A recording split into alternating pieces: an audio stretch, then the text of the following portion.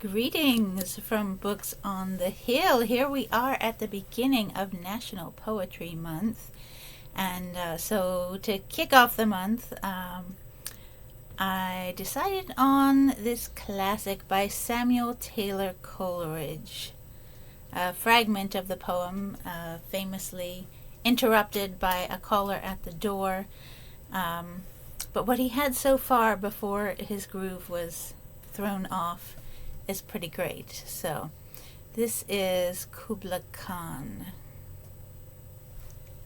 In Xanadu did Kubla Khan a stately pleasure dome decree, where Alph the sacred river ran, through caverns measureless to man, down to a sunless sea.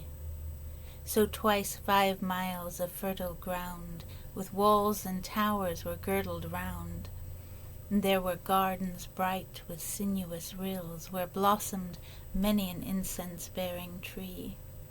And here were forests ancient as the hills, enfolding sunny spots of greenery.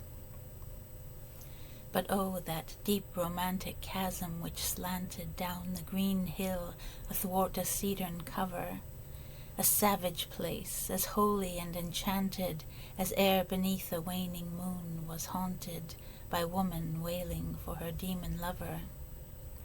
And from this chasm with ceaseless turmoil seething, as if this earth in fast thick pants were breathing, a mighty fountain momently was forced, amid whose swift half-intermittent burst huge fragments vaulted like rebounding hail, or a chaffy grain beneath the thresher's flail. And mid these dancing rocks at once and ever, it flung up momently the sacred river, 5 miles meandering with a mazy motion. Through wood and dale the sacred river ran, then reached the caverns measureless to man, and sank in tumult to a lifeless ocean. And mid this tumult Kubla heard from far ancestral voices prophesying war. The shadow of the dome of pleasure floated midway on the waves, where was heard the mingled measure from the fountain and the caves. It was a miracle of rare device, a sunny pleasure dome with caves of ice.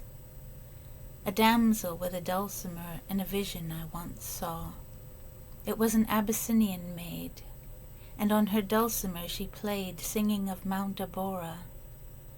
Could I revive within me her symphony and song, to such a deep delight would win me, that with music loud and long I would build that dome in air, that sunny dome, those caves of ice, and all who heard should see them there, and all would cry, beware, beware, his flashing eyes, his floating hair. Weave a circle round him thrice, and close your eyes with holy dread, for he on honeydew hath fed, and drunk the milk of paradise. And it was at that moment that the visitor from Porlock came knocking on the door, and so we don't know what the rest of this poem would have been like, but pretty good start, I must say.